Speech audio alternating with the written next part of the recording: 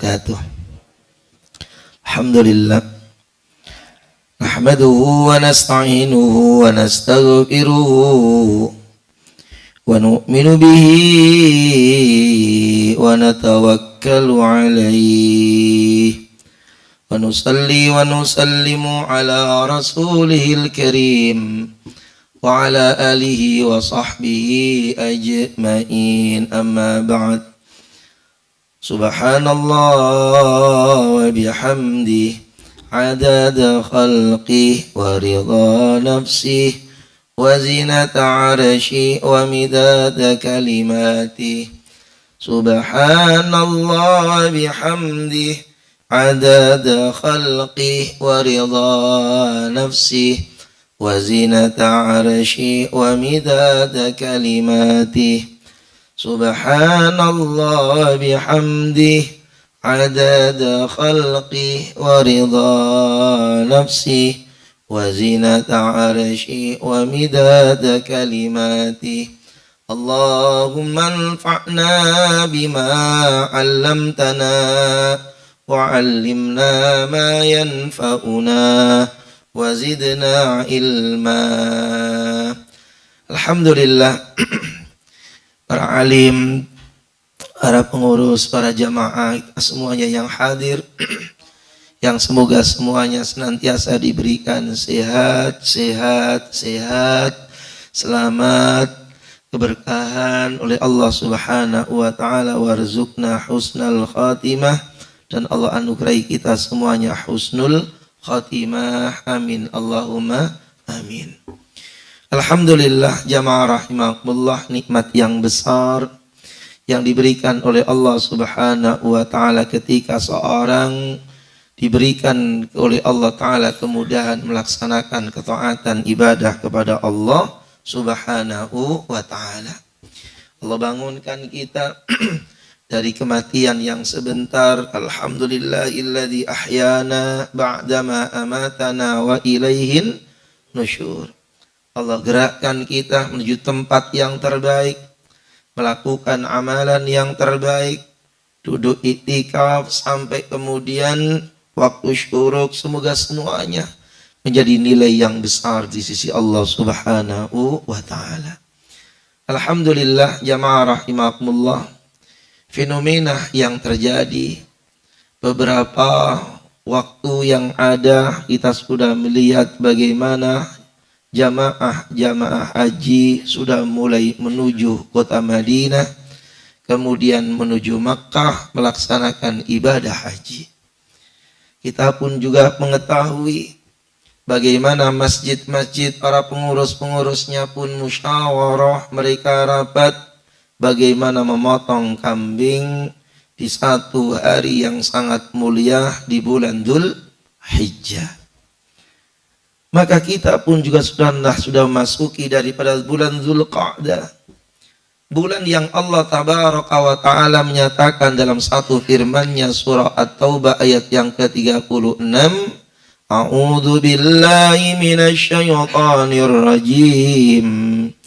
Inna iddatasy syuhuri 'indallahi 12 syahran fi kitabillah Yawma khalaqas samawati wal ard minha arba'atun hurum. Dari percaturan perjalanan waktu yang ada 12 bulan yang diciptakan oleh Allah Ta'ala sejak langit bumi diciptakan oleh Allah, minha arba'atun hurum, ada 4 bulan yang disebut dengan bulan mulia, bulan haram. Minha arba'atun hurum, 4 bulan itu antara lain adalah Dzulqa'dah, dan kita sudah memasuki bulan Dzulqa'dah. Makanya ngaji Sabtu ini lebih hebat, lebih besar nilainya dari Sabtu yang kemarin, karena kita sudah memasuki Dzulqa'dah. 1 bulan yang kemudian menjadikan asbab nilai-nilai amal dibesarkan oleh Allah, begitu pula kemaksiatan yang ada di dalamnya. Fala tadlimu, kalian jangan melakukan kedzaliman di dalamnya. Maka jamaah rahimakumullah, di bulan-bulan ini pun banyak membicarakan satu sosok yang sangat mulia. Satu sosok yang sangat mulia yang kemudian aluran syariatnya banyak dilanjutkan oleh baginda Rasulullah Muhammad sallallahu alaihi wasallam. Haji syariat yang ada, napak tilas keduanya, Ibrahim dan Ismail. Bagaimana kemudian pengorbanan pun juga demikian pula. Bahkan kemudian seolah Allah tabaraka wa ta'ala pamerkan kepada sesentiro manusia yang menuju sana ketika mereka melaksanakan tawaf. Di situ ada maqamu Ibrahim, di situ ada Hijr Ismail. Siapa dua sosok yang mulia ini?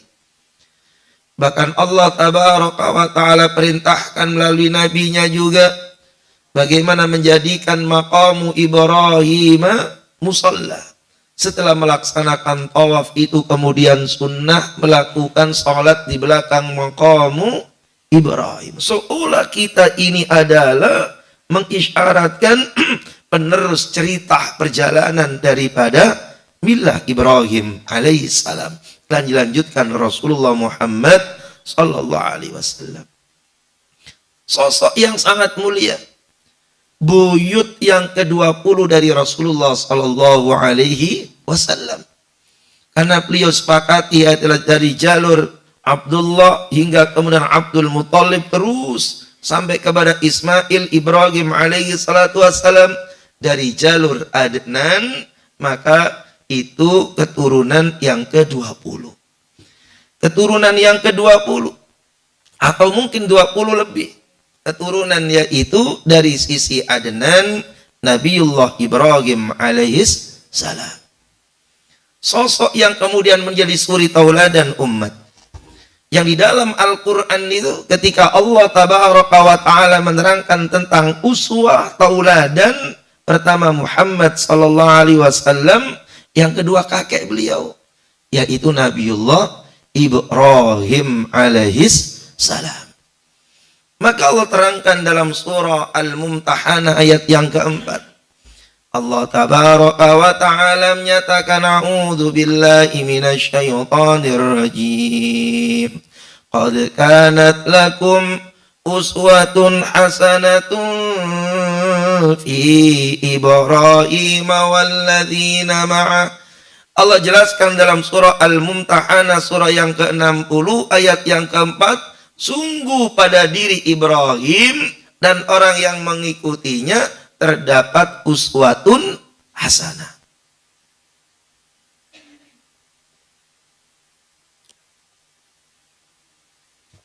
Ada suri ketauladanan yang besar. Dilanjutkan oleh Allah dalam ayatnya yang ke-6. Laqad kana lakum fihim uswatun hasanatun liman kana yarjullaha wal yawmal akhir. Bagi mereka yang mengharapkan Allah, bagi mereka yang mengharapkan hari akhir balasan yang terbaik, mereka kemudian mengambil ibrah, pelajaran, suri tauladan, keteladanan dari sosok yang bernama Nabi Ibrahim alaihissalam. Jadi hari ini kita cerita tentang siapa itu Ibrahim alaihissalam sekelumit. Gak mungkin dalam waktu yang singkat menceritakan panjang tentang beliau. Sebab hari ini banyak membicarakan tentang alur syariat yang ada. Apa sih yang kemudian menjadikan sebab Ibrahim itu dimuliakan ta'ala? Bahkan dari 25 nabi yang disebutkan oleh Al-Quran, Ibrahim itu punya 19 keturunan yang menjadi nabinya Allah. 25 nabi yang disebutkan Quran, 19-nya itu adalah turunan Nabi Ibrahim. Makanya disebut dengan Abul Anbiya, bapaknya para nabi. Banyak nabi-nabi yang menjadi cucu cicitnya. 69 kali Allah menyebutkannya dalam 24 surah yang ada dalam Al-Quranul Karim. Betapa hebatnya itu Ibrahim alaihissalam. Kita bisa lihat bagaimana kemudian predikat yang diutarakan oleh Allah di dalam Al-Quran itu. Ibrahim alaihissalam itu mendapatkan banyak julukan dalam Al-Quranul Karim. Pertama, jamaah mulia, menjadi Khalilullah, kekasihnya Allah Subhanahu wa ta'ala. Khalil itu kekasih yang benar-benar, ya wis besti lah kan, itu ibarat kata begitu. Itu kekasih yang benar-benar kekasih, Khalil. Ada Khalil, ada Sahib, ya mulia. Jadi beliau itu termasuk kekasih yang luar biasa. Allah sebutkan dalam satu firman-Nya, An-Nisa ayat 125 itu, wa man ahsanu dinan mimman aslama wajhahu lillahi wa huwa muhsinun wattaba'a millata Ibrahim hanifa wattakhadallahu Ibrahim khalila wattakhadallahu Ibrahim khalila. Dan Allah menjadikan Ibrahim alaihi salatu wassalam khalila, menjadi kekasihnya Allah. Kita jadi kekasihnya Pak RT aja, Masya Allah. Kekasihnya Pak Gubernur, Masya Allah. Ya, kekasihnya Pak Presiden, tambah lagi. Ini kekasih zat yang bikin jagat. Ya, kekasih yang benar-benar kekasih. Makanya dalam awal-awal kita ngaji kitab At-Tadhkirah dulu, ya. Kapan nanti kita lanjutkan itu. Sekarang kita bahas, pengen cerita tentang Ibrahim. Di awal-awal kitab At-Tadhkirah, di halaman 115-an, ya, diriwayatkan waruwiya anna malakul maut. Sesungguhnya malakul maut itu diriwayatkan ja'a ila Ibrahim Khalilir Rahman. Jadi malaikat maut itu ceritanya pernah datangi Nabi Ibrahim. Ketika datang maka kemudian bila ruhahu, untuk mencabut ruhnya, maka Ibrahim pun bertanya, hai malakul maut, hal ra'aita khalilan yakbidu ruha khalili. Terkenal itu. Hai malakul maut, katanya aku kekasihnya Allah. Kalau ada kemudian, kalau aku jadi kekasihnya Allah, hal ra'aita khalilan yaqbidu ruha khalili. Adakah kekasih itu mencabut nyawa kekasihnya? Masa kekasihnya nyabut nyawa kekasihnya? Ya, Ibrahim itu Pak, satu dari 3 makhluk yang mati ditawarin. Kalau kita mah nggak perlu ditawarin. Lagi nyender, cabut, kepala nengkreng, mata kanan merem, mata kiri melek, ambil. Insya Allah. Ibrahim itu satu dari 3 makhluk yang mati pakai ditawarin. Termasuk Nabi Sallallahu Alaihi Wasallam mati tawarin. Buka di dalam tafsir, ya, surah Ad-Duha, mati tawarin.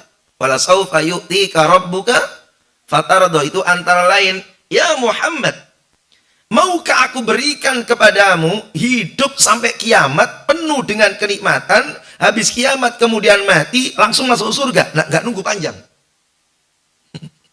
Kalau kita mau usah ditawarin, ya Insya Allah. Baru Nabi mengatakan, tidak ya Allah, ya aku kepengen berjumpa denganmu.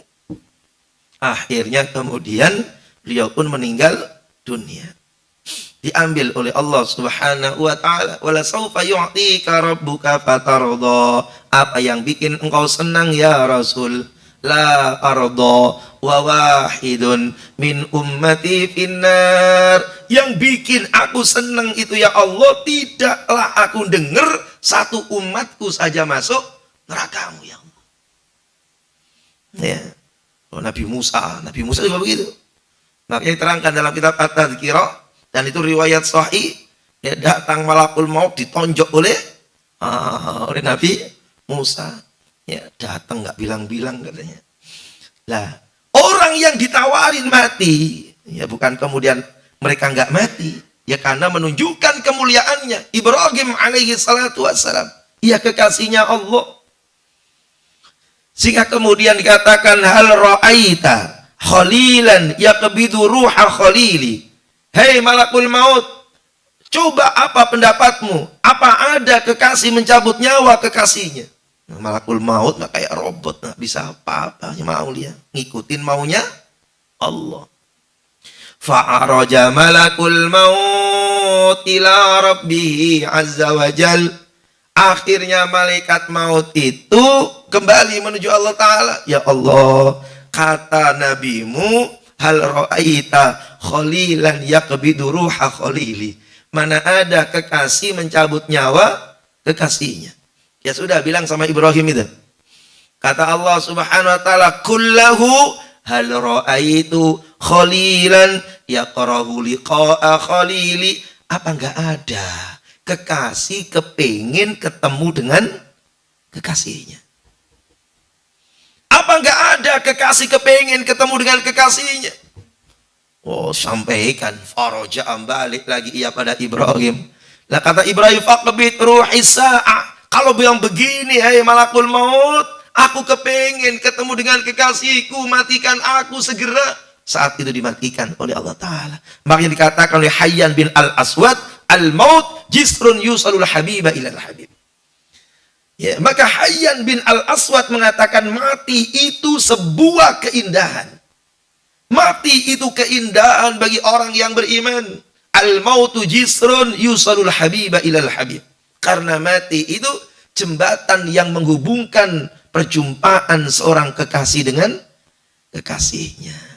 Ya, Masya Allah. Nanti kalau Bapak kepingin ketemu ya cepat mau ya. Masya Allah. Nah, kita itu kan pengen ya dapatkan nilai. Maka Nabi mengatakan orang tuh kalau wafat cepat-cepat asri'u bil janazah, cepat-cepat kubur. Sebab tidaklah yang diinginkan oleh seorang pekerja kecuali bertemunya upah. Kita itu kerja, kayak gini kerja. Ya ayyuhal insanu innaka kadihun ila rabbika kadhan famulaqih. Hei manusia, kalian tuh pekerja. Kalau kerja sama bos yang cakep, yang ya gelontorkan gaji yang besar. Kita ini kerja. 2 rakaat qobliyah subuh lebih baik dari dunia dan seisinya. Sholat jamaah subuh faka'an nama sholat ya laila kullah, seperti sholat sepanjang malam kan, itu kan Insya Allah duduk ya habis subuh sampai waktunya sholat isyraq, maka pahalanya seperti haji dan umroh. Udah ngantrinya panjang, bayarnya ratusan juta tuh ya, modal di pojok tidur ya, tahu-tahu kemudian waktunya ya matahari terbit, nunggu sebentar, sholat, dapat uang paling tidak 400 juta. Haji dan umroh. Cakep nggak?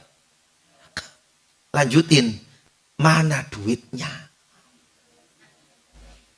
Biar semangat hidup. Harus kudu semangat. Ya. Mana duitnya? Kita ini kerja. Ya. Orang sudah kemudian ke BKT, orang kemudian sudah goes-goes, orang sudah mulai angkat kaki tangan ke atas, kaki ke bawah, kan itu kan? Kita masih di masjid, kerja kita ini. Sampai syuruk, seperti haji dan umroh. Modal ngantuk. Kita nggak bakas ngaji, beda lagi kalau ngaji. Kapan nanti? Kalau sudah pensiun, kapan pensiunnya? Kalau sudah inna lillahi wa inna ilaihi rajiun. Haji Burhan. Awet kayaknya, awet beliau.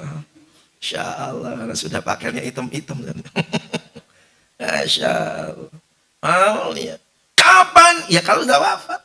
Sehingga wafat itu kata Nabi, asri'u, cepetin. Gak layak tubuh seorang mukmin tertahan seharian di rumahnya. Cepetin kubur. Sebab pekerja itu kepingin cepat ketemu dengan upahnya. Nah, jadi Ibrahim alaihi salatu wasallam disebut Khalilullah. Yang kedua disebut Al-Mustafa. Orang yang dipilih dalam surah yaitu Shad ayat yang ke-47 disebutkan oleh Allah Ta'ala, wa innahum indana laminal mustafainal akhyar. Ia termasuk orang al-mustafain al-ahyar, orang yang terpilih, yang ngomong Allah, orang yang dipilih oleh zat yang membuat jagat ini. Yang ketiga, ia berjuluk ulul azmi, rasul-rasul yang punya kemampuan tangguh, kesabaran hebat menghadapi umat dalam medan dakwah. Wa idh akhadna minan nabiyyina mitsaqahum wa min Nuhin wa Ibrahim wa Musa wa Isa bin Maryam wa akhadna minhum mitsaqan ghalidha. Orang yang punya ketangguhan luar biasa, yaitu pentolan para nabi-nabinya Allah. Dari 124.000 nabi, pentolannya di ulul azmi yang dipimpin khatamul anbiya Rasulullah Muhammad sallallahu alaihi wasallam. Ibrahim termasuk orang yang disebut ulul azmi. Bahkan Allah sematkan sebuah kebodohan, predikat bodoh bagi orang yang gak kenal Ibrahim. Jadi siapa orang gak kenal Ibrahim, membenci milahnya Ibrahim, ini orang bodoh. Orang seterkenal itu kok kalian gak kenal? Diterangkan oleh Allah dalam surah Al-Baqarah 130. Apa kata Ta'ala? Wa may yarghabu an millati Ibrahim illa man safiha nafsah walaqad istafainahu fid dunya wa innahu fil akhirati laminas salihin. Tidaklah orang membenci milah Ibrahim kecuali orang itu betapa bodohnya. Yang ngomong bodoh itu Allah. Jadi Allah menyematkan gelar bodoh orang yang menolak Ibrahim. Surah Al-Baqarah ayat 130. Berarti ini orang begitu sangat luar biasa. Sehingga perjalanan haji yang ngantri reguler sampai 30 tahun untuk nampak tilas perjalanan beliau. Ya. Orang yang kemudian sampai menyembelih hewan di mana-mana, takbirnya sampai takbir panjang. Takbirnya itu sampai diperintahkan 4 hari. Tanggal 10, tanggal 11, tanggal 12, tanggal 14, takbir sampai 4 hari. Bahkan disunahkan takbir dengan lafal yang berbeda mulai tanggal 1 Dzulhijjah, wal fajr walayalin ashar. 10 hari itu diperintahkan takbir.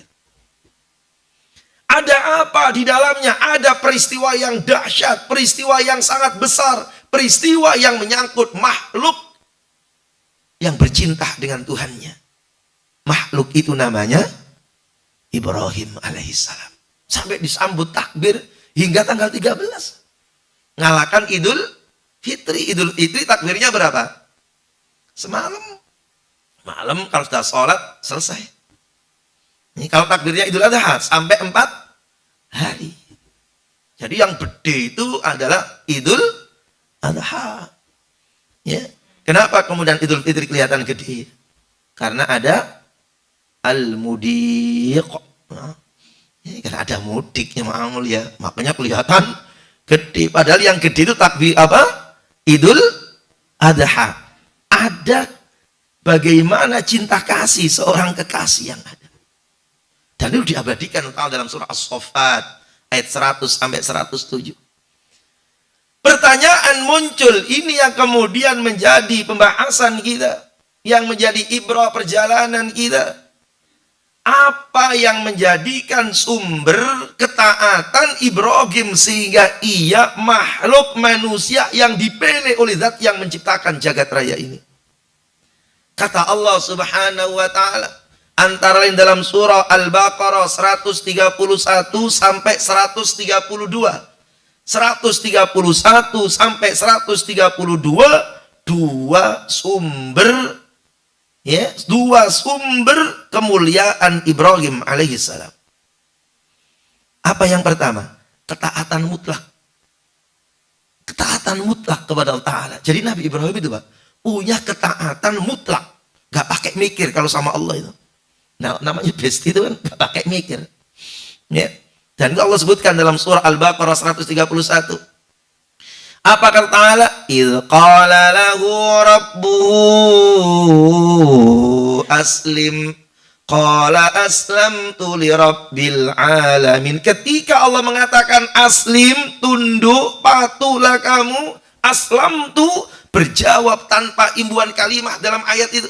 Aslamtu li rabbil alamin, aku tunduk, patuh, taat kepada Tuhan semesta alam. Dan begitulah seorang mukmin. Seorang mukmin itu orang yang kuat. Labbaik Allahumma labbaik. Mukmin itu kuat, sami'na wa ta'na. Dan itu dimiliki Ibrahim. Makanya kebanggaan lafal, kebanggaan orang yang ihram, orang yang haji, mulai tarwiyah sampai Arafah hingga Musdalifah, kalimat yang kemudian diperintahkan, labbaik Allahumma labbaik. Kalimat kebanggaan orang yang melaksanakan ibadah haji. Labbaiknya bergemuruh, labbaik Allahumma labbaik, labbaik la syarika laka labbaik. Aku penuhi panggilanmu ya Allah, aku penuhi panggilanmu ya Allah. Yaitu satu ekspresi ketaatan makhluk kepada Tuhannya, sami'na wa ta'na, ngikutin maunya Allah. Ibrahim itu punya kematuan yang seperti itu. Pantas kemudian Allah senang. Anak kalau diperintahkan cepat. Ada dua anak nih. Nak, ambilin peci bapak. Ya Pak, tar. Ya Pak, tar, sambil main handphone itu. Yang nomor dua, nak, ambilin peci bapak sama sarungnya. Siapa? Ini pecinya, ini sarungnya. Kira-kira yang ada dalam benak kita itu, yang kita paling sayangi, yang pertama apa yang kedua? Dua dong. Kayaknya ini harusnya dapat warisan yang lebih gede kayaknya ini.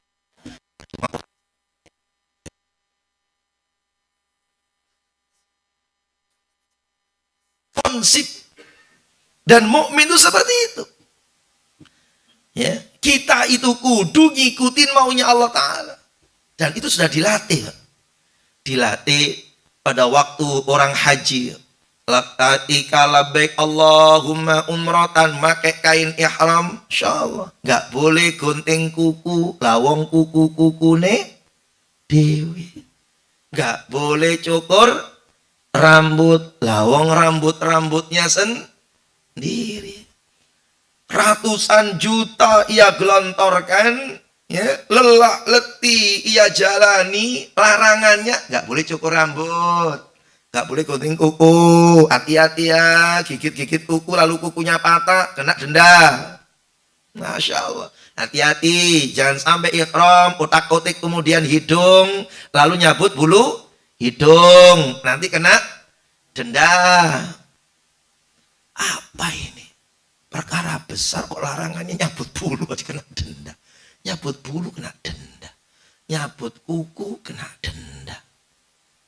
Apa maksudnya? Maksudnya ngajarin kalian sami'na, ikutin aja maunya Allah. Kita ini hidup ngikutin maunya Allah. Seorang mukmin itu orang yang diterangkan dalam An-Nur ayat yang ke-51. Innama kana qaulal mu'minina idza du'u ilallahi wa rasulihi liyahkuma bainahum ay yaqulu sami'na wa ata'na. Mukmin itu kalau berhadapan dengan maunya Allah kudu sami'na. Allah nyuruh ke masjid, cok ngeyel. Allah nyuruh pakaiannya bagus, kalau ke masjid pakaian yang bagus. Dalam Al-A'raf, khudzu zinatakum inda kulli masjidin. Kalau kalian masuk masjid pakaian yang cakep. Jangan kemudian sholat pakaiannya nggak rapi, pakai kaos oblong, ada tulisan belakangnya coblos nomor 1. Jangan. Nanti yang nomor 2 gergeten. Ya. Pakai yang cakep. Kalau ke masjid pakai yang cakep. Ya. Kalau bisa rangkap. Orang Arab itu pakaiannya rangkap. Habis pakaian dalam, kemudian pakai celana. Habis celana pakai gamis. habis gamis pakai outer, habis outer yang ada pakai imamah, serban, kemudian pakai apa? Jubah lagi, insyaallah. Ya, 5-6 baju. Kalau mau sholat itu cakep. Ya, yang cakep 9 Pak Ustaz. Pakai jaket itu namanya orang demam. Nah, ini kadang-kadang ya Allah, kayak kaos oblong, ada tulisan saja di bawahnya. Masya Allah. Lah, kudu pakai cakep. Tapi giliran melaksanakan haji, umroh, orang yang haji jutaan orang, pakaiannya kudu dekil. Gak boleh cakep. 2 lembar baju saja, gak boleh pakai daleman. Yang nyuruh gak pakai daleman siapa? Yang nyuruh gak pakai daleman siapa? Allah dan Nabi-Nya. Apalagi kalau kemudian ambil miqat di atas, sudah gelombang kedua. Ya Allah, ini orang punya duit ini. Orang punya duit, naik pesawat, cuma 2 lembar kain, gak pakai daleman, sandal jepit lagi. Itu gak ada Pak, kalau gak model orang haji. Naik kereta aja gaya kok, pakai jaket, pakai sepatu, kan itu kan? Insya Allah, ini punya duit gede. Naik pesawat, ya gak pakai daleman. Kemudian datang ke hotel bintang 5, pakai rangsel, kan itu kan? Gak pakai daleman. Labbaik Allahumma labbaik. Sampai menuju Tarwiyah Mina, disuruh tidur ala kadarnya situ, empet-empetan situ. Udah tidur, ngorok-ngorok terserah. Pokoknya di situ. Kemudian besok ke Arafah, mau keringetan kayak mau apa, berdebu-debu yang ada. Kata Nabi, semakin berdebu, semakin Allah seneng. Tapi jangan dikosekin, kosrak, jangan. Semakin berdebu, makin dekil, Allah makin seneng. Disuruh dekil Ta'ala. Kemudian ditumpahkan di Musdalifah. Ya, kadang-kadang saya bilang, Anda kalian ini orang-orang punya duit, tapi mau tidur di tempat yang seperti ini, tanpa kasur, tanpa alas yang layak, tanpa bantal yang empuk. Satu yang Anda inginkan itu, yaitu ingin mendapatkan ridhonya Allah. Terus bagaimana mungkin kemudian keluar daripada haji, balik ke Indonesia, lalu korupsi, lalu maksiat, lalu dolim, udah ditarbiyah oleh Allah Ta'ala. Kemah termahal yang pernah Anda jumpai itu kemah di Musdalifah. Ratusan juta, gak pakai daleman, suruh tidur. Ngikutin siapa? Itu maunya Allah Ta'ala. Kadang-kadang kita bilang, jangan protes, Anda ngantri bayar itu cuma untuk ini. Dan ini tujuan Anda sudah selesai. Mau protes? Tujuan Anda haji itu kepengen tidur di Musdalifah. Kalau nggak ke Musdalifah, ke Hongkong sana nggak usah haji. Kenapa kok seperti itu? Tarbiyah, sami'na wa ata'na. Allah yang mau. Ketika kemudian kita melaksanakan puasa, Allah suruh lapar, yang nyuruh lapar itu Allah. Nyuruh makan sebelum subuh itu Allah. Orang kalau nggak biasa sahur coba, disuruh makan sebelum subuh, sami'na. Giliran maghrib, Allahu Akbar, Allahu Akbar. Salat apa makan? Kita harus sholat, cinta sama Allah harus dikedepankan. Gak usah terlalu solikah. Kalau habis adzan langsung sholat, itu terlalu solikah. Kalau ngikutin maunya Allah, Allahu Akbar, Allahu Akbar. Disuruh makan dulu, pahalanya gede. Sholat dulu, gak akan menyamai makan dulu.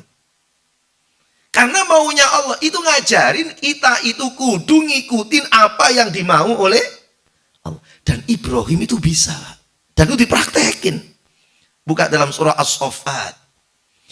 Falamma balagha ma'ahu as-sa'ya qala ya bunayya inni ara fil manam. Ketika Ibrahim alaihissalatu wassalam tuh kepengin punya anak boleh kepengin. dalam surah As-Saffat, surah 37 ayat 100 sampai 107 itu. Ya. Rabbi habli minas salihin wa basyarnahu bi ghulamin halim falamma balagha ma'ahu as-sa'ya qala ya bunayya inni ara fil manam anni adbahuka fanzur madza tara. Anak boleh kepengin puluhan tahun nikah, yang gak memiliki anak hampir 40 tahun lebih. Kemudian ia nikah lagi dengan Hajar, punya anak. Anak yang lahir berarti anak boleh kepengin, anak semata wayang. Diperintah Allah untuk disembelih. Jamaah mulia, kalau punya anak 10 disuruh nyembelih atu, gampang apa susah? Ya gampang. Cari yang nyuruh Allah. Ya. Cari aja yang di pojok yang main handphone mulu. Tong sini tong. Sini tong, daripada ngabisin pulsa tong, sini tong. Kalau 10 suruh milih atu gampang, Pak.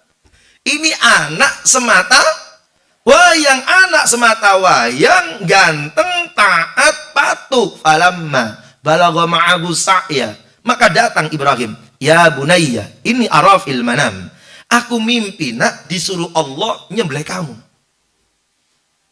Kalau anak pinter, apa enggak bapak dulu Pak yang tuaan? Anak pinter tapi enggak soleh. Ia kepingin tahu, enggak mau diskusi Ibrahim berhadapan dengan maunya Ta'ala. Ya cuma ngomong, inni arafil manam anni adbahuka fandur madza tara. Gimana pendapatmu nak? Fandur madza tara. Apa kata Ismail? Qala ya abati f'al ma tu'mar satajiduni insyaallahu minas shodiqin apa solihin, minas sobirin.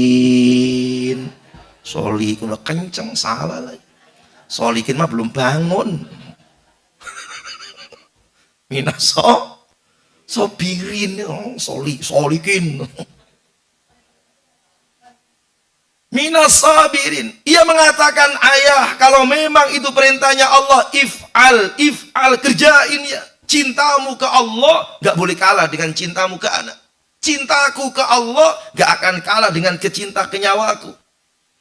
Falamma aslama wa tallahu lil jabin, ketika direbahkan itu Ismail, ayah, kalau engkau masih ragu ayah, atau ada sesuatu yang menjadikan engkau nanti sedih, ayah, tutup mata ya, supaya kau nggak lihat darah yang ngucur dari tertebasnya leherku.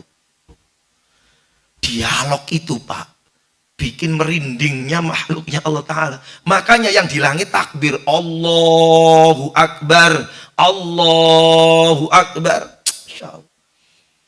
Wa fadainahu bidhibhin adim. Masya Allah. Maka kemudian ketika ya pisau itu, pedang itu menebas daripada leher Ismail, wa fadainahu bidhibhin adim, diganti oleh Allah dengan seekor domba yang besar. Ya, untuk apa? Pelajaran umat, kudu korban. Gimana ngomong cinta? I love you ya. Ya. Kalau nggak mau korban. Gimana ngomong cinta kalau nggak mau korban? Inna sil'atallahi ghalia wa inna sil'atallahi jannah. Untuk mendapatkan perkara yang besar itu kudu korban dengan perkara besar. Para jamaah mulia, kita bisa lihat ketaatan, bagaimana kemudian ekspresi ketaatan para sahabat itu. Ketika turun ayat Al-Maidah ayat 90 itu, tentang masalah khamr. Insyaallah. Ya. Ya ayyuhalladzina amanu innamal khamru wal maisiru wal ansabu wal azlamu rijsum min amali syaitan. Ketika muncul ayat khamr itu adalah najis, syaitan. Lah, ngomong khamr itu bertahap, Pak. Karena Arab itu orang yang identik dengan khamr. Khamr itu minuman dianggap biasa. Tapi ketika ayat ini turun, Allah mengatakan khamr itu haram. Apa yang diceritakan dalam tafsir? Mereka kemudian membuang gelas-gelas minuman keras mereka. Mereka mendatangi rumah mereka, gentong-gentong isinya minuman keras semuanya dipecah. Dikatakan bahwasanya hampir jalanan kota Madinah terbasahi banjir dengan minuman keras. Ekspresi ketaatan. Insya Allah. Dan itu ceritanya panjang. Pokoknya seorang mukmin sami'na wa ta'ana. Yang kedua, jamaah mulia.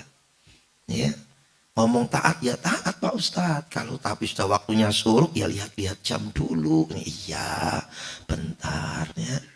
Panjangin dikit. Ya. Panjang-panjang mah ngelirik jam mulu. Jam mulu. Ya. Yang kedua, sumber ketaatan daripada Insya Allah. Jadi memang taat apa itu namanya mukmin itu sami'na wa ata'na, Pak. Insya Allah kita bisa lihat bagaimana turun surah Al-Ahzab ya. Surat Al-Ahzab ayat yang ke-36 37 itu kan cerita tentang satu-satunya kawin yang langsung akad nikahnya di langit.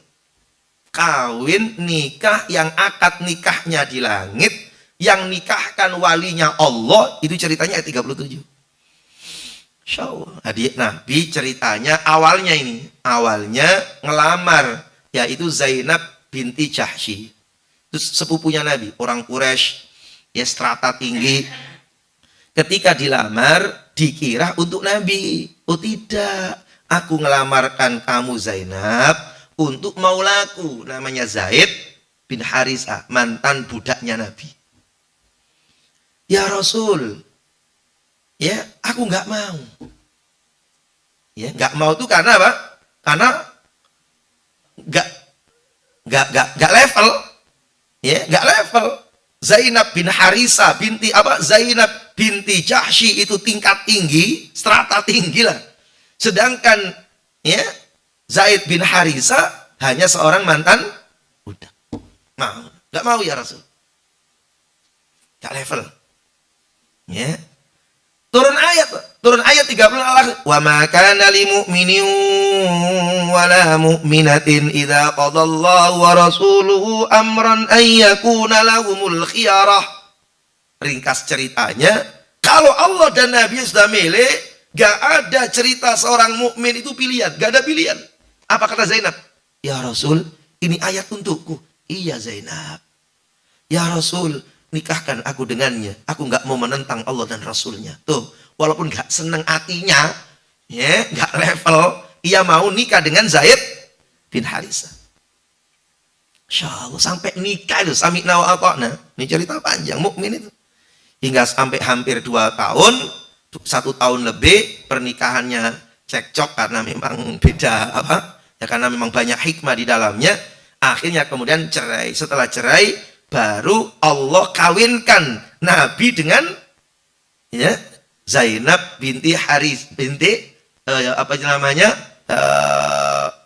ya Jahsy ya dikawinkan, yang ngawinkan Allah. Makanya ini nikah yang spektakuler, nikah manusia bumi tapi dilaksanakan di langit. Masya Allah, pernikahan makhluk yang di bumi tapi pelaksanaannya di langit. Itu surah Al-Ahzab 37, pernikahannya Nabi yang langsung ya dengan Zainab binti apa Jahsy ya langsung dengan walinya Allah. Sami'na wa ata'na. Insyaallah ya. Dah. Yang kedua, keutamaan Ibrahim. Kok sampai seperti itu? Apa sumber kemuliaannya? Di ayat yang berikutnya, yaitu Al-Baqarah 132. Ya, itu apa? Prioritas agama keluarga. Ibrahim itu, Pak, orang yang hari-harinya mikirin keluarganya taat. Itu Ibrahim. Taat itu nggak sendirian. Gimana anakku taat? Gimana cucuku taat? Makanya apa buktinya? Di antara bukti, ya, itu pertama selalu menyertakan anak keturunan dalam setiap doa. Rabbi ja'alni muqimas salati wa min dzurriyyati. Mesti disangkutin anak. Ya. Wajnubni wa baniya an na'budal asnam. Ya Allah, jauhkanlah diriku, hindarkanlah dan anak keturunanku dari penyembahan selainmu ya Allah. Ayat Al-Baqarah 128, Rabbana waj'alna muslimaini laka wa min dzurriyyatina ummatan muslimatan lak. Ibrahim itu orang yang mikirin anaknya, generasi berikutnya untuk taat kepada Tuhannya. Makanya Allah demen. Gak masuk surga sendirian dia. Apa buktinya lagi? Buktinya lagi usaha yang luar biasa ditempuh oleh Ibrahim. Diabadikan oleh Allah dalam surah Ibrahim ayat 37. Ayat 37 Ibrahim.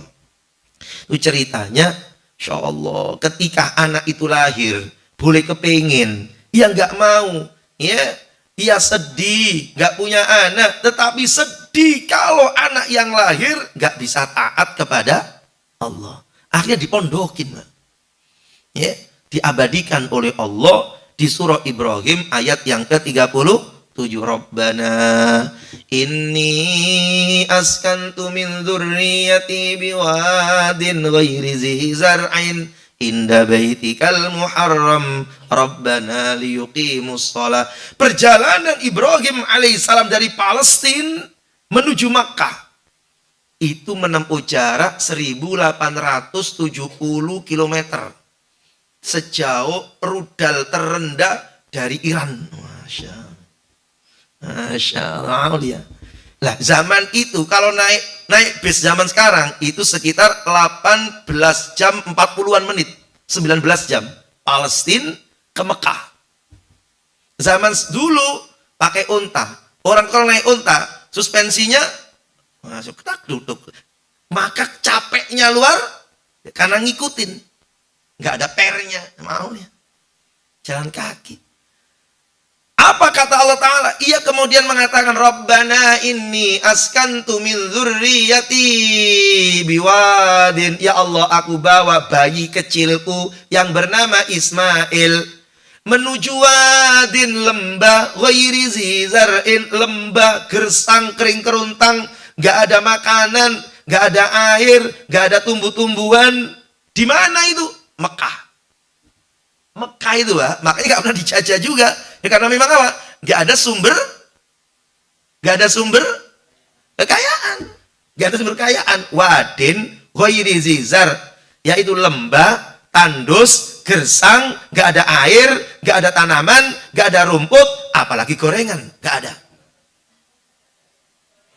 Anak dibawa dari Palestina, dibawa ke Mekah, gak khawatir anaknya mati, gak khawatir anaknya lapar, gak khawatir anaknya kehausan. Yang dikhawatirkan oleh Ibrahim, anak gak bisa sujud ke Allah. Sehingga ujung ayat itu mengatakan apa? Ya, yang penting dia itu mampu liyuqimus shalah, untuk melaksanakan sholat. Ya Allah, ngapain punya anak gak taat? Mending gak punya anak. Ia mengatakan itu. Wadin ghairi zi zara'in inda baitikal muharram Rabbana liyuqimus shalah. Makanya muncul peristiwa sa'i, muncul peristiwa tawaf. Ini sejarah mengatakan. Muncul makom Ibrahim, muncul Hijr, Ismail. Kok ada dua nama orang didekatkan dengan Baitullah? Ibarat kata, kok bertetangga? Kok bertetangga dengan sang pemilik jagat? Ada apa Ibrahim itu? Ada apa Ismail itu? Ada apa Safa Marwah, yaitu Hajar itu? Ada apa dengan makhluk ini? Insya Allah, ini para jamaah mulia. Jadi itu yang menjadikan kemuliaan Nabiullah Ibrahim alaihis salam, sehingga muncullah anak-anak yang taat kepada Allah Ta'ala. 19 anak itu kemudian apa? Dipilih oleh Allah menjadi nabinya Allah Subhanahu wa Ta'ala. Maka ini yang kemudian kita contoh. Kudu bertekad, kata para ulama. Gimana ceritanya bayangan lurus kalau kayunya bengkok. Ya, jadi orang tuanya kudu lurus dulu biar nanti bayangannya juga ikut lurus. Loh, kayunya lurus Pak Ustadz, bayangannya bengkok. Ya siapa tahu nanti dilurusin masih gampang. Yang penting kayunya dulu yang lurus. Kalau kayu itu lurus, maka yang bawah dijaga oleh Allah. Tetap kalau nggak muncul ke anak, muncul ke cucu. Nggak muncul ke cucu, muncul ke cicit. Wa ammal jidaru fakana li ghulamaini yatimaini fil madinati wa kana tahtahu kanzul lahuma wa kana abuhuma soliha. Cerita dalam surah Al-Kahfi. Ringkasnya, ketika bangunan mau ambruk, dibikin, dirapiin oleh Musa dan Khidir, kata Nabi Khidir, Musa, kamu ngerti nggak? Ini rumahnya siapa? Ini rumah anak yatim. Rumahnya anak yatim. Ya, anak yatim ini dijaga oleh Allah. Wa kana abuhuma soliha. Sebab bapaknya orang soleh. Dari keturunan soleh itu menjadikan asbab, satu aksiomatik yang luar biasa, menjadikan sebab cucunya dijaga oleh Allah. Diterangkan dalam tafsir Ibnu Katsir yang disebut oleh ayat Al-Kahfi, wa kana abuhuma soliha, anak ini jadi bagus, digiring oleh Ta'ala, dirawat, ya, itu karena bapaknya soleh. Yang disebut dalam tafsir Ibnu Katsir itu bukan bapak kandung, tapi embah ketujuh. Mbah tujuh, Pak. Masya Allah, mbahnya yang ketujuh itu soleh. Kalau iktikaf di Azuma tuh sampai ngantuk-ngantuk, kejedot-jedot kan itu kan. Maka ternyata kemudian muncul anak soleh. Anaknya belum, muncul cucu. Cucunya belum, sampai cicitnya soleh. Cicitnya soleh, karena ini bin embah ketujuh yang sering melakukan amal soleh. Loh, ya. Jadi itu perkara besar. Nah, kita ini mbah tujuh, jangankan mbah tujuh, mbah tiga aja udah hilang. Bin bapak kenal? Kenal. Kakek bin kakek masih kenal? Kenal. Bin buyut tawa. Bin buyut ketiga ini, baru tiga ini. Bin buyut udah nggak kenal. Bin bapaknya buyut, ya, bin kakeknya buyut, bin buyutnya buyut, baru 6 itu. Bin buyutnya buyut itu nggak kenal. Insya Allah. Makanya kata guru saya dulu, jangan congkak, jangan tepuk dada. Kalau kalian berhasil, itu semata bukan karena hebatnya kalian. Ada peran embah kalian yang nggak bisa nikmatin sebab ia sudah meninggal dunia, tapi amalannya embah kalian. Doa daripada embah kalian. Makanya kudu doain embah-embahnya. Ya, ini jamaah mulia. Demikian insya Allah. Semoga bermanfaat. Amin Allahumma amin. Dah sampai di sini dulu. Ada yang ditanyakan? Tidak ada. Oh ada. Silakan. Salam satu.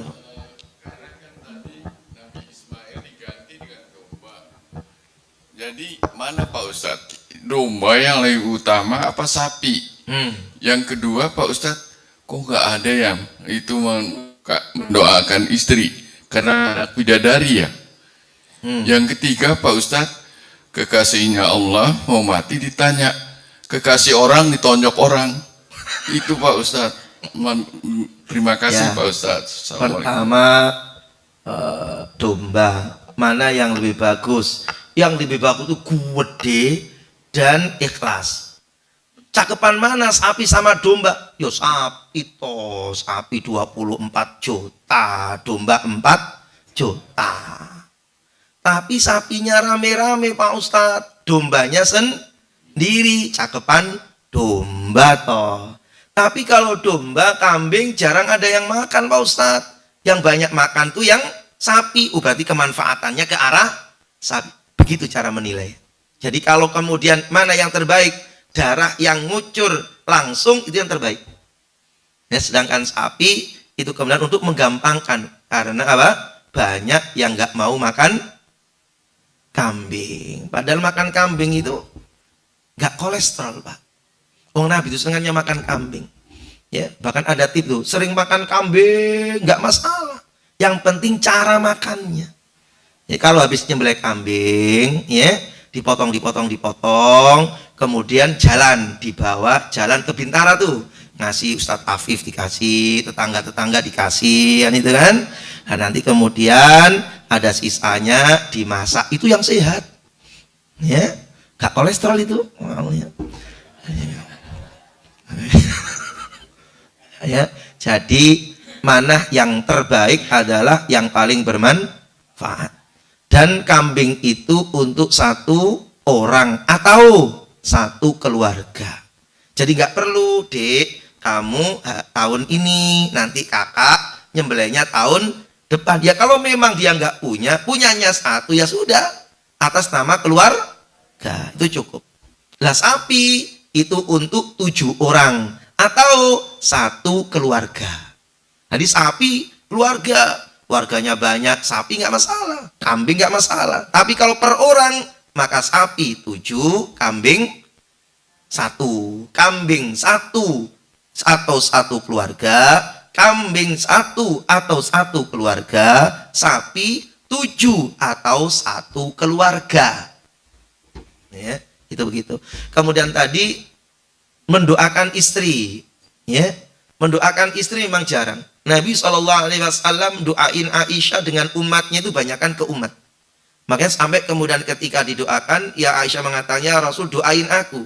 Maka Nabi doain, ketika didoain senyum-senyum. Kenapa kau senyum-senyum? Betapa bahagianya seorang istri didoakan oleh Rasulnya. Apa kata Nabi? Padahal tiap hari aku mendoakan umatku. Jadi lebih mencintai umatnya. Ya. Jadi istri tetap didoain, Pak. Ya, karena istri itu yang melahirkan anak-anaknya. Jangan anaknya mau istrinya dikemplangin mulu, jangan. Diopenin, dan jangan kemudian dikubur kalau belum meninggal. Itu istri. Kemudian kekasih, ya. Kalau kekasihnya Allah, ya, ditawarin, tapi nggak semuanya ditawarin. Nah, bagaimana kemudian istri? Ya, beda urusannya antar manusia. Wallahu a'lam. Demikian insyaallah. Ya Ustaz. Ustaz Afwan tadi menyikapi terkait dengan pernikahan Nabi dengan Zainab binti Jahsy.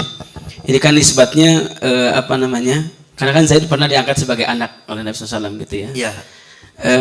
Dikatakan kadang-kadang canggung gitu ya, menikahi bekas anak angkat gitu. Iya. Itu pasti akan menjadi kunjingan di masyarakat gitu, karena hal yang tidak lumrah gitu. Nah, bagaimana kita menyikapi hal ini tatkala terjadi di masyarakat gitu, Ustaz?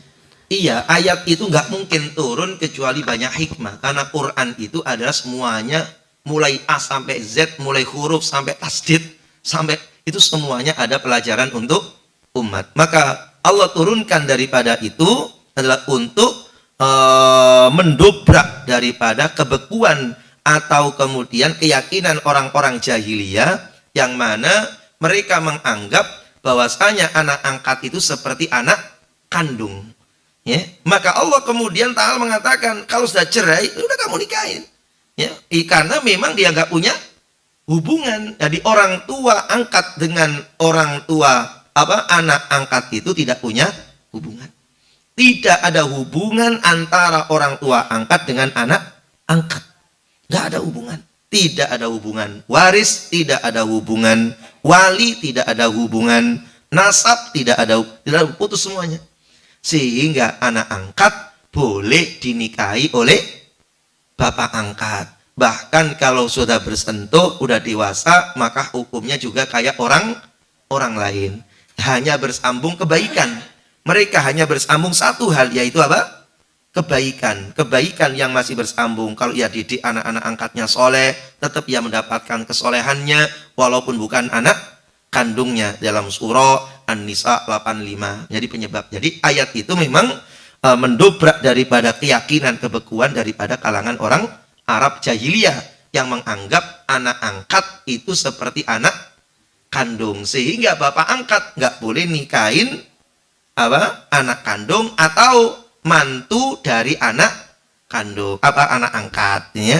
Makanya turun ayat bahwasanya mantu anak angkat memang itu anak orang lain, sehingga tidak ada hubungan. Maka Nabi pun kemudian menikahi Zainab binti Jahsy, langsung walinya Allah, nikahnya di langit. Nikahnya di langit, Masya Allah. Itu wallah alam. Ada yang lain? Ya gimana Pak? Assalamualaikum warahmatullahi wabarakatuh. Salam katu. Ini agak menyimpang tapi ada korelasinya sama pertanyaan dari Pak Haji. Begini Pak Ustadz, banyak pejabat kalau setiap ada peresmian gedung baru itu sembelih sapi, kepala sapi itu ditanam gitu Pak Ustadz. Sementara dagingnya dibagikan kepada karyawan-karyawannya, gimana hukumnya Pak Ustadz? Terima kasih. Hukumnya itu haram dan mubadzir. Kepala sapi lumayan loh Pak, mahal di sop, di apa itu. Kepala sapi yang enak malah ditanam di, apalagi kemudian disertai keyakinan, maka itu tambah haram lagi. Tanpa keyakinan, potong sapi, tanpa keyakinan nih, potong sapi, kepalanya ditanam, itu aja haram, berarti mubadzir. Wala tubadzir tabdzira innal mubadzirina kanu ikhwanas syayatin. Itu saja haram, apalagi bersamaan dengan keyakinan. Nanti kalau tanam sapi, nanti usahanya akan begini, maka khawatiran jatuh ke dalam sebuah kesyirikan. Wallahu a'lam. Enggak boleh. Ya, jadi daripada ditanam, mendingan dibawa ke Az-Zumar Sabtu pagi subuh. Maunya. Cocok nggak Bu? Cocok. Ternyata dikerjain. Demikian insya Allah. Ya. Maaf Pak Ustadz, yang dagingnya itu dibagikan kepada karyawannya tuh hukumnya haram. Nah, kalau dengan keyakinan penyembelihan itu berarti namanya persembahan, dan itu haram, diterangkan di dalam ayatnya Allah. Tapi kalau cuma motong, Bismillahirrahmanirrahim, Allahu Akbar, cuma motong, nggak ada persembahan, nggak ada keyakinan, cuma kepalanya ditanam, berarti pemotongannya sesuai, nggak masalah. Ya, maka dimakan karyawannya nggak jadi soal, hanya saja haram nanamnya tadi itu. Tapi kalau ada keyakinan, bahkan penyebutan saat menyembelih itu penyebutan, maka namanya persembahan, itu yang haram. Makanya makanan sesaji itu haram karena persembahan itu. Wallahu a'lam. Demikian insyaallah, semoga manfaat, semoga Allah memberikan kebaikan kepada kita semuanya ya, insya Allah. Dengan bacaan subhanakallahumma wa bihamdika asyhadu an la ilaha illa anta astaghfiruka wa natubu ilaik walhamdulillahi rabbil alamin. Assalamualaikum warahmatullahi wabarakatuh.